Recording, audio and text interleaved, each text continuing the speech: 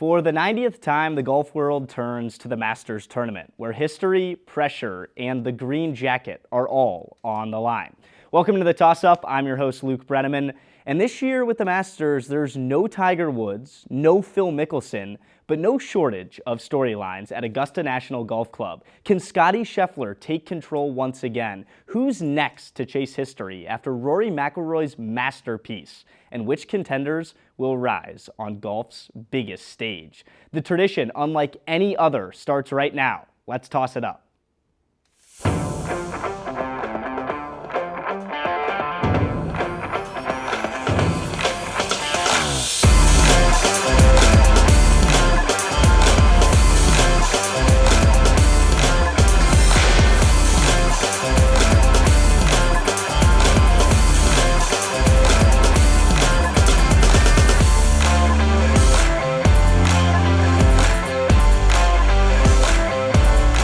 Welcome into our Franklin Hall studios. It's time to introduce the Masters panel of 2026. Dylan Dryman, Jack Rizzo, and Thomas Crow, two seniors, and we also have a freshman joining us. So we got a diverse group, but guys, I'm just going to say, when I sent out the message earlier this week, and this is to put pressure on these guys, trust me, there was high demand to be on the Masters show. So I'm expecting you guys to bring your golf knowledge and be ready to go. Dylan, I know you're a club golfer at IU, so I'm going to start with you. You have the opening tee box here. Everyone will answer this first question. It feels like with other years, in the Masters tournament specifically, that only a certain amount of guys can win, just 5 or 6, because of just the intricacies of Augusta National. This year does feel a little bit more wide open. Do you agree with that? I do. This is the first time in over a decade that we've been like, when is Rory going to win his first Masters? When is he going to complete the Grand Slam? Like, there's so many good players in good form right now. You talk about Rory, you talk about Bryson, you talk about Scottie, you talk about Oberg, you talk about Rosie, if I haven't mentioned that. You talk about Cam Young. I mean, there's so many good guys that this is honestly a toss-up tournament. It is pretty much every year, but this year with Rory winning last year, he's completed his mega saga of winning the Masters to complete the Grand Slam. Now he's looking to win a gold medal now. This is probably his next accomplishment, but this tournament's so wide open, guys. Jack, what do you think? I 100% agree, and I think it's for one particular reason. World number one, Scottie Scheffler, not on his A game right now. I think that exponentially opens up the field here at this tournament. Rory McIlroy, someone people will probably go to if you're not picking Scottie, but we haven't had back-to-back winners at Augusta in more than 2 decades. I think there are 10 to 15 guys, in my opinion, who I could absolutely see having that green jacket over their back by the end of Sunday. Last couple of years at the Masters, I've really been able to narrow it down to 3 to 5 people who I think can win. This year, I have no idea who's going to win. I think this is the most open tournament we've had in possibly a decade or even more. Crow. Yeah, I agree 100%. I think you look at Rory, does winning the Masters last year open him up, let him play free, or does it kind of change the way he approaches the game? He's had a lot of stuff he's had to do this week. There are so many winners on the other side now on tour this year. Only one multiple-time winner. As you mentioned, Jack, Scottie Scheffler not in a great spot. You mentioned Cam Young won the Players. There are so many players that could win this tournament, but we just don't know who the best player is right now. It definitely does seem like at least the PGA Tour, when it comes to American golf right now, is going through a transition period where new guys have the ability, and they're proving it in this young season of 2026 so far, to win week in and week out. It's not the same Koepka, Rahm, Bryson, Rory, Tiger as it used to be. And some people like it and some people say it's bad for the sport. I want to go more Augusta-driven with this question. Dylan, we'll go back to you.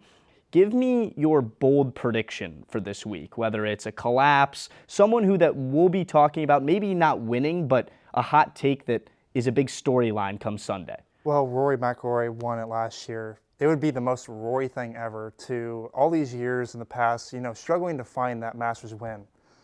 I got him going at least top 5, if not winning this tournament. I mean, it would be the most Rory thing ever to just go back to back.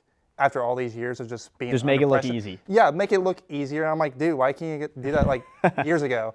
But yeah, I mean, that's my bold prediction. I think Rory said in his documentary that released last week that hey, I play my best golf whenever I'm calm, and I think he's going to be a lot calmer now. That's a big thing, just kind of getting the pressure off his back. That's been the storyline, like you said, in the Open for a decade going into this tournament. Jack, give me a bold prediction. I'm going to stay on the theme of this tournament being more competitive than maybe any in the past few years. So last year we had the first playoff at Augusta in 8 years. I think we're going to have another playoff at Augusta this year, but I'm going to say this is a 3-person playoff, something we have not had since 2009. And I'm going to say it's 3 players from 3 different countries. And I'm also going to say one more thing.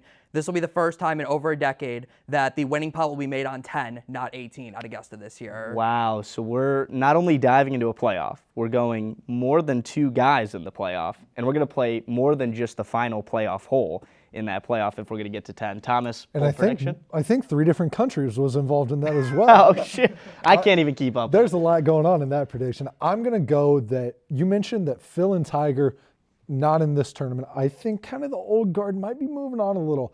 I'm going to say that debutants have a better performance this year than either prior winners or at least kind of the older guard. And I'll go as far to say that I think a debutant will hold a share of the lead at some point on Sunday. The Masters is also, like a couple of the majors, this one is the one where the young and amateur players are really spotlighted, and there's really talented amateurs as the game of golf continues to grow nationally. So keep an eye on those guys. He's talking about first-timers at Augusta National. Chris Gotterup has won 2 PGA Tour events this season, and those just winning 1 PGA Tour event gets you into Augusta National. So a guy in good form who's making his debut at a really difficult golf course. Now let's get specific. I'll ask each of you guys your own question to dive into. And Jack, because we're starting and really diving in, like you said, about the course of Augusta National, break down this experience divide between this place and everywhere else where it feels like you really do have to have played a couple rounds, made a weekend, been in contention to even have a chance. Do you agree with that? I absolutely do. Now, no disrespect to Chris Gotterup or Jacob Bridgman. They are both playing outstanding golf right now, but I think it is going to be extremely hard for a first-time player to win at Augusta for 2 reasons specifically. Number one, this is the only major that's played at the same course every year, so everyone that these guys are going up against have 5, 10, some 15 years of experience on them. They know the ins and outs of Augusta, and I think that will play to their advantage. This is really a veteran's course, in my opinion. And the second is, I think Augusta National is the most nuanced golf course in the country. And what I mean by that is there are just so many unique elements to at Augusta that you just don't see at other golf courses. You know, some of these guys are going to be making par saves out of pine straw instead of bunkers. You talk about the greens on Amen Corner. These are really difficult things to figure out for these young players. And, you know, once you get to that second 9 on Sunday, the pressure just builds and builds and builds. And I think it's going to be really, really hard for some of these first-time players to win at Augusta. I think a lot of casual golf fans tune into this tournament because of the hype, and it's a fantastic watch every single weekend, year in and year out. But the thing that casual golf fans might not understand is what you just said. Augusta National has been maybe one of one when it comes to golf courses in perfecting difficulty, whether it is weather changes every year. They're on top of keeping the course where certain conditions that you can't control, they still have it in pristine condition to make these guys go insane. And around the greens and Amen Corner is where they specialize. Dylan, the Masters, as of late, let's say the last 3 or 4 years, has turned into a tour divide, and it's the first major of the year where the LIV players, now on a big international tour, butt heads with the PGA Tour players. Which of the LIV golfers do you think is going to play the best over the course of 4 rounds? Well, we saw it last year at Bryson. I think Bryson, if you would have asked me 4 years ago my reputation on or what my opinion was on Bryson, I would have been like, I don't really like the guy. But I feel like in the past 2 years or so, he's really allowed his reputation to be improved. A lot of people actually like him now. I think Bryson DeChambeau has a really good chance to really solidify himself as a green jacket winner with his performances, and not last year's Masters, but just this season overall. I think Bryson has the capability of driving distance, iron play, chipping and putting.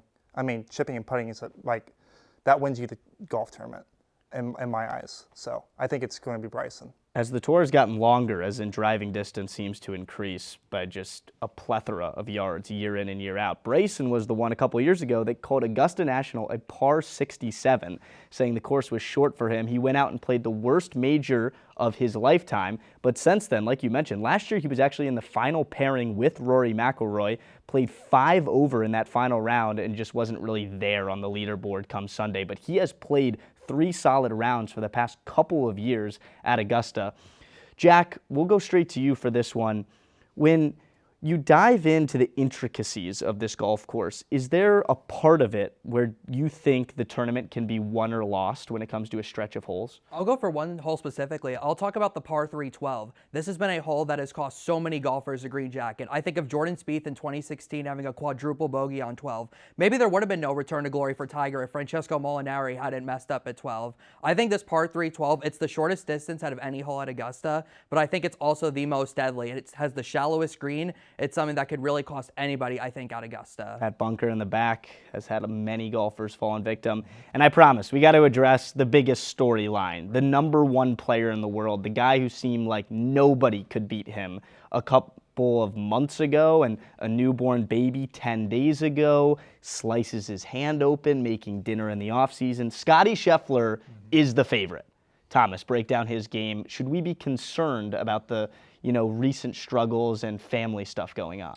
It's always so funny to me when concerns start to grow for a golfer. If you put just his resume of this season down and didn't put his name attached to it, you'd say this guy's had a great season. He's had multiple top 10s, multiple top 5s. Right. He has a win already this season. We're talking about the concern. But the concern obviously is his iron play. Strokes gained approached. He's 82nd in the PGA Tour right now. That'd be like Steph Curry going 0 for 100 from 3 over a month span. It's just his strength is his iron play, and it's not working for him now. But he's been putting much better. Luke, when he won in 2024, he was 72nd in strokes gained putting. Now he's 17th. So if his irons play isn't there, you know that he's going to find something that works. He's had a great performance in past majors when he hasn't necessarily had everything. And I think he can perform this week. All right. We have now started to get into maybe the baseline topics. I would say we're as far as just going into the weekend. We've played the first 2 rounds. So we're going to step aside and go to break. When we come back from break, it is time to wrap up the show. We're going to do a new segment called the Sunday Charge. So stick around on the toss-up. It is quick questions, quick answers, and no overthinking for our panel. We'll be right back.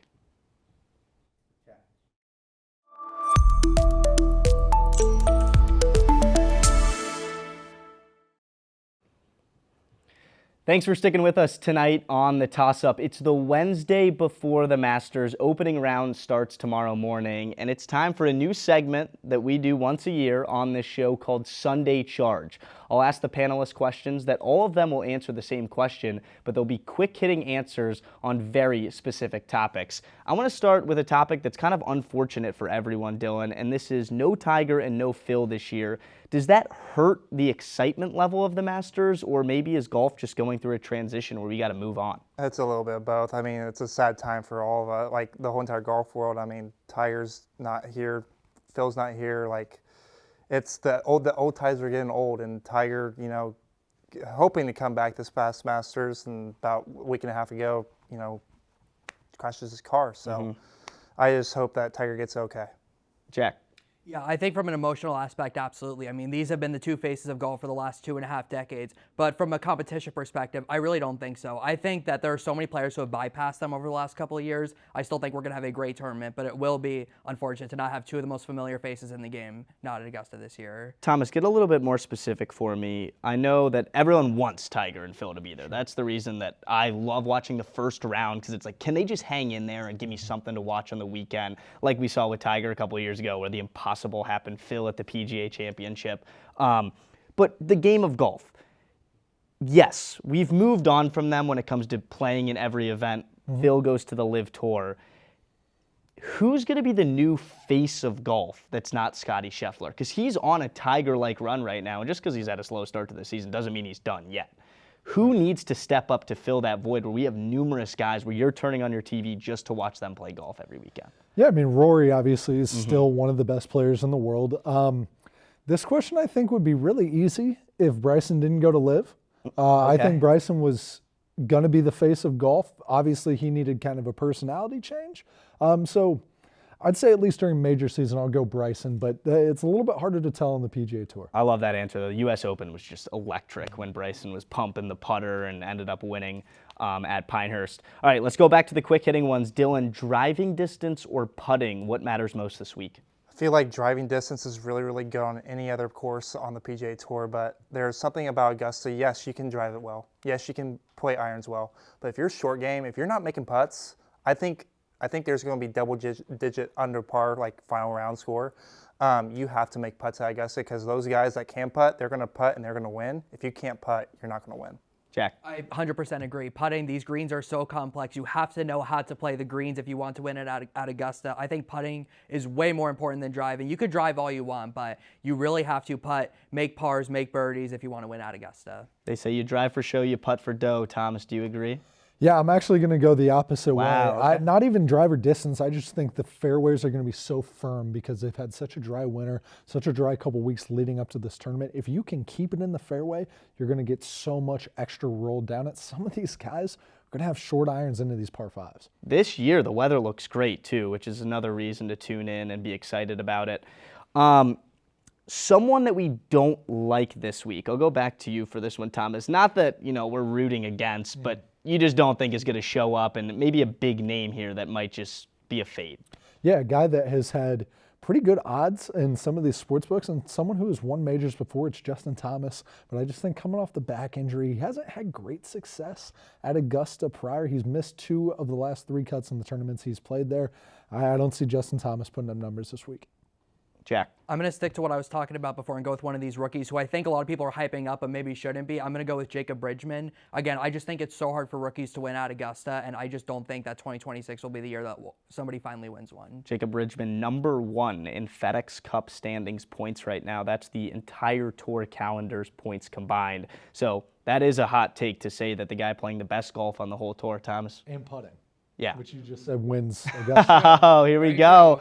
A little panelist beef right now. Dylan, close us out here. Who do you not like this week? Bridgman's a stud, but you know who's not a stud? Tyrell Hatton. Don't let me get on a rant. I can't stand the guy. There's a reason why he went to LIV is because his reputation on the PGA Tour went to tank. So, yeah, I just don't like Tyrell Hatton this week. If you want to watch something on the internet a whole lot more entertaining than the toss-up, watch Tyrrell Hatton raging playing the sport of golf. That'll give you some couple laughs. But time to get down to the nitty-gritty. Let's pick winners. Jack, you're a freshman. I got to put you on the hot seat first. Who is your winner? Absolutely. Well, I am going with Cameron Young to win the I knew it. this year. Last 2 years, person who's won the Players' Championship has won in Augusta. Thomas, you kind of called me out before for putting. Well, since Cameron Young switched caddies last summer, he's been one of the best putters on the PGA. He's got 2 top 10 finishes in 4 years at Augusta. I think this is Cameron Young's time to shine, and I think he's not only going to win this, I think he'll be a multiple-time major winner. It feels like he just broke out at the Ryder Cup, had an unbelievable week, one of the only Americans who really showed up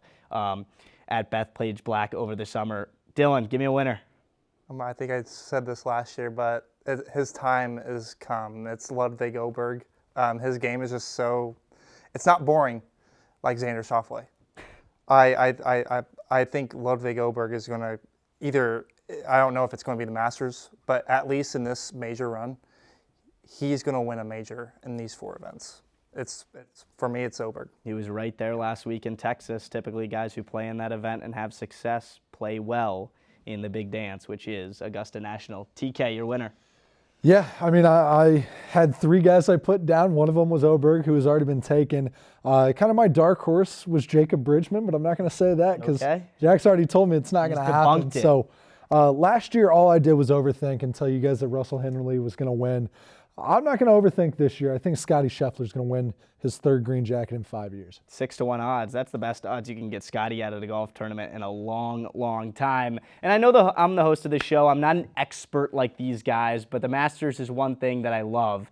And I'm going to give you guys my pick. I'm going with the Spaniard, Jon Rahm. I always like the LIV guys that come back and play in these events. It feels like they have that added chip on their shoulder, which really just doubles down the intensity of these majors. And Rahm is there every single year.